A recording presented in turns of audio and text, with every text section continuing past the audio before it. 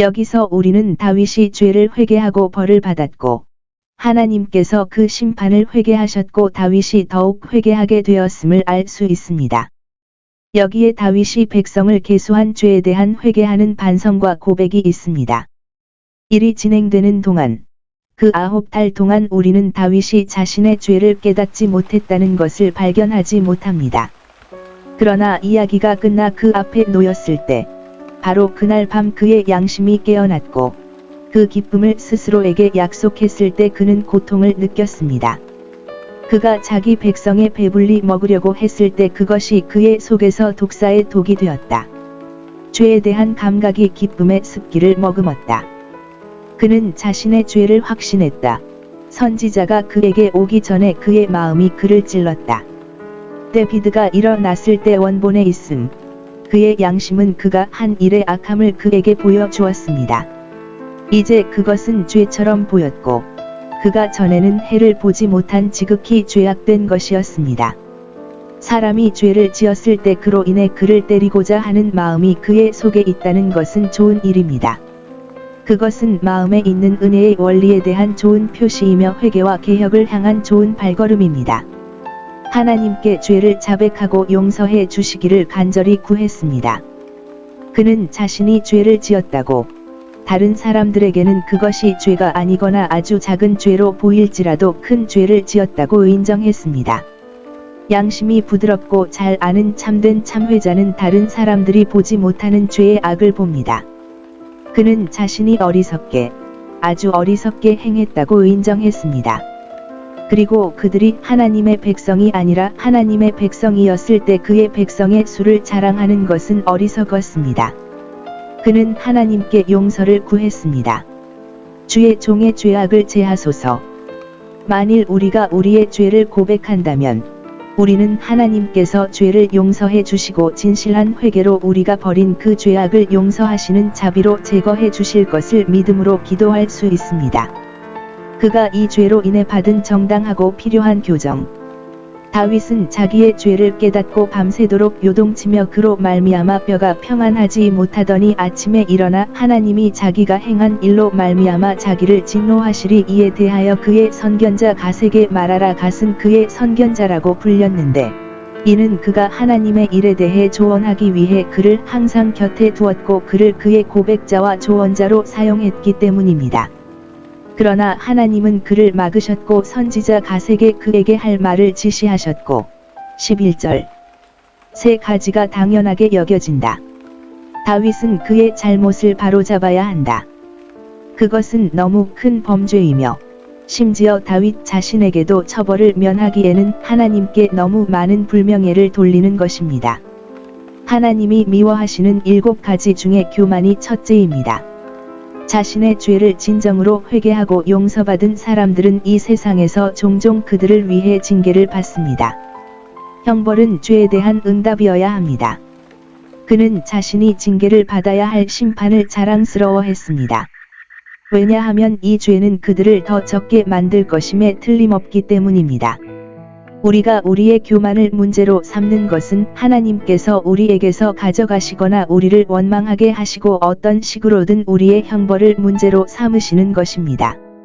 하나님의 진노가 이스라엘을 향하여 타올랐기 때문에 1절 백성들이 많은 몫을 짊어져야 할 형벌임에 틀림없다. 가해야 할 형벌은 다윗은 어떤 매를 맞을 것인지 선택하라는 지시를 받았다. 12, 13절 그의 하늘 아버지는 그를 징계해야 하지만 그가 그것을 자진해서 하지 않는다는 것을 보여주기 위해 다윗에게 선택권을 주셨다. 그것은 전쟁, 기근 또는 역병, 한 백성을 크게 약화시키고 약화시키는 세 가지 무서운 심판에 의해 이루어질 것입니다. 하나님은 그를 그의 선택에 맡기심으로써 그의 죄에 대해 그를 더욱 겸손하게 하시려고 계획하셨다. 또는 그가 이스라엘에 대한 자신의 주권에 대해 가졌던 교만한 자만심으로 그를 책망하기 위해서 그렇게 위대한 왕자는 그가 원하는 것을 가질 수 있다고 생각하기 시작합니다. 오라고 하나님께서 말씀하십니다. 이 세 가지 중에 내가 무엇을 원하느냐? 내가 너희에게 자유를 선포하노니 그러나 그것은 칼과 역병과 기근에 대한 다윗의 자유와 같습니다. 그리고 죽음에서 죽음에 이르는 것 또는 징계 아래 그에게 약간의 격려를 주기 위해 하나님께서 그를 자신과의 교제에서 쫓아내지 않으셨지만 여전히 그의 비밀이 그에게 있으며 그를 괴롭힐 때 그는 그의 체질과 그가 할 수 있는 것을 고려했다는 것을 그에게 알려주기 위해서였습니다. 최고의 곰 또는 자신이 선택한 지팡이일 때 그가 더 끈기 있게 지팡이를 잡을 수 있도록 선지자는 그에게 스스로 자문하고 그를 보낸 이에게 어떤 대답을 드려야 할지 그에게 말하라고 명한다. 사역자들은 하나님께서 우리에게 보내신 자들이며 그들은 그들의 대사관의 성공에 대해 보고해야 합니다. 그러므로 그들이 우리에게서 무슨 대답을 하여 기쁨으로 우리에 대한 계산을 그만둘까 생각하는 것이 우리의 관심사니라.